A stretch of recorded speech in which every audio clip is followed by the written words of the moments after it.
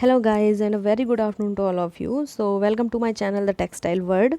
इस चैनल के थ्रू हम UGC net ICR graduation and post graduation में जो भी टेक्सटाइल से रिलेटेड हमें पढ़ाया जाता है वो सारा हम इसमें कवर करेंगे.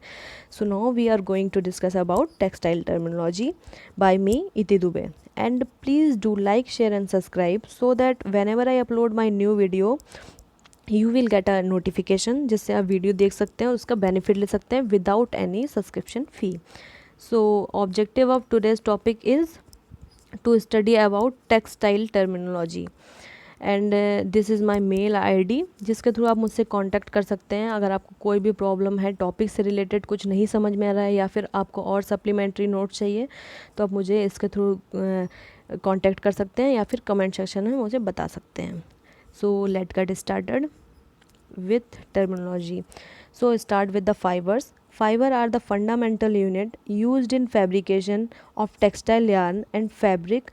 Fabric comes either from natural sources or from man-made sources. Then textile की जो बेसिक यूनिट होती है उसे हम फाइबर कहते हैं. फाइबर का एक्सट्रैक्शन दो टाइप से होता है. First one is naturally extraction and second one is man-made process. So यही इसमें फ़ाइबर में बताया गया है. तो fibres are divided into two classes according to their length के अकॉर्डिंग इनको दो क्लासेस में डिवाइड किया गया है. First one is filament fibre, second one is staple fibre.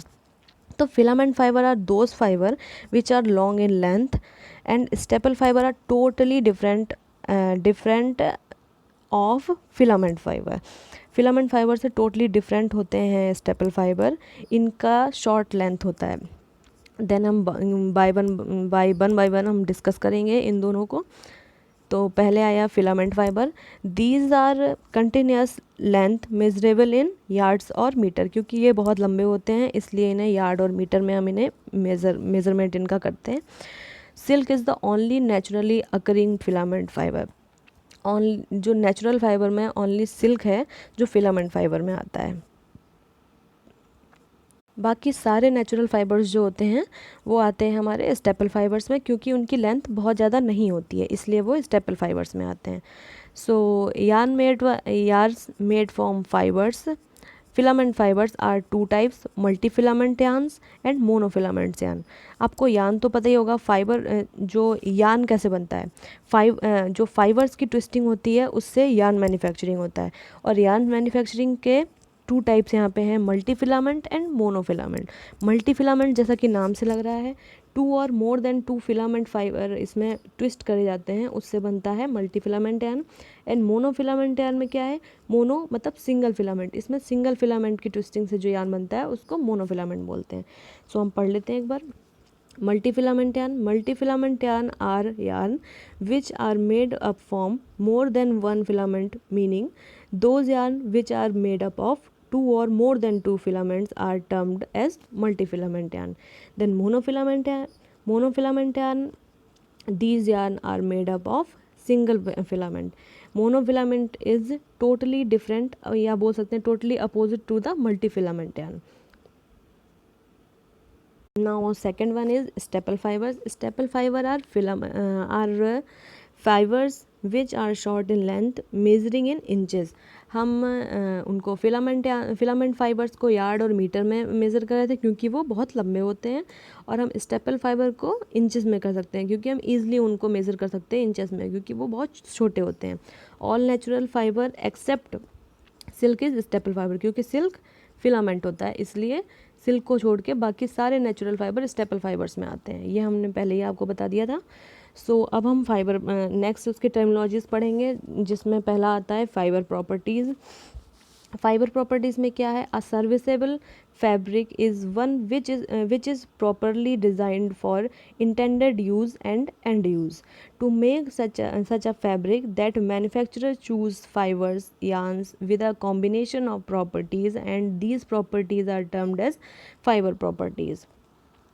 So fibre properties क्या होता है, टेक्सटाइल इंडस्ट्री में जो भी मैन्युफैक्चरर काम कर रहा है या फिर आप कंज्यूमर एज अ कंज्यूमर ले लें, तो जो फैब्रिक के लिए हम फैब्रिक मैन्युफैक्चरिंग के लिए जो भी रॉ मटेरियल हम चूज़ करते हैं like fibre yarn and fibre yarn what ever जो भी हमें लगता है फैब्रिक मैन्युफैक्चरिंग के लिए, उसकी जो भी हमारी टेस्टिंग होती है उसको हम फाइबर प्रॉपर्टीज़ बोलते हैं.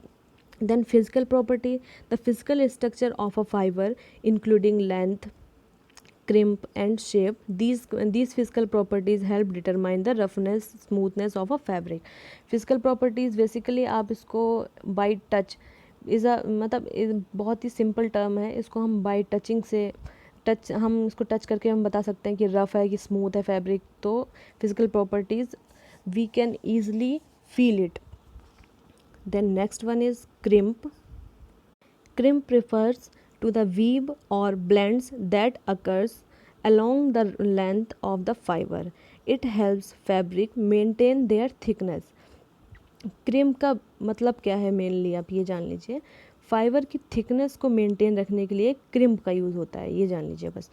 देन कोहेसिवनेस क्या है? It is the ability of fibre to cling together मतलब बाइंड टुगेदर.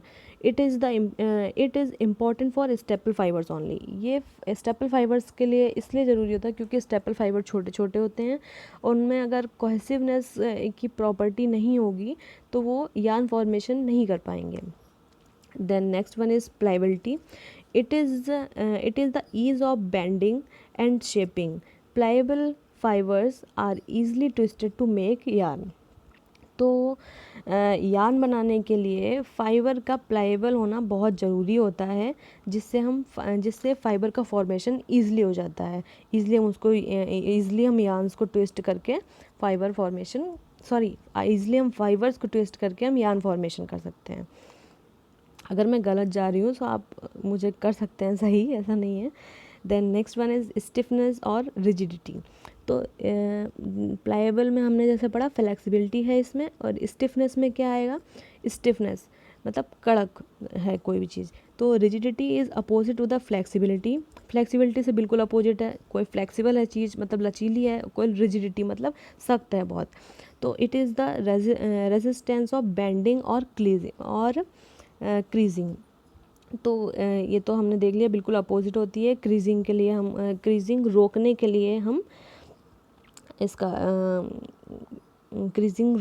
लिए हम स्टिफनेस का यूज़ करते हैं. Then next one is elasticity. Ability to stretch material to come the original size immediately. तो इसका हम बहुत ही सिंपल एग्जांपल है रबर बैंड्स जो हम चोटी में यूज़ करते हैं. उसमें इलास्टिक यूज़ होती है, तो हम उसको जितना चाहें फोल्ड कर सकते हैं, लेकिन जब हम उसे निकाल के रखते हैं वो ईज़िली अपने ओरिजिनल साइज़ में वापस आ जाती है. सो इलास्टिसिटी समझ गए. तो next one is loft. So loft, this terms is used in relation to compressional resilience. Compressional resilience से related होता है loft. Then stability, retention of size, shape and form.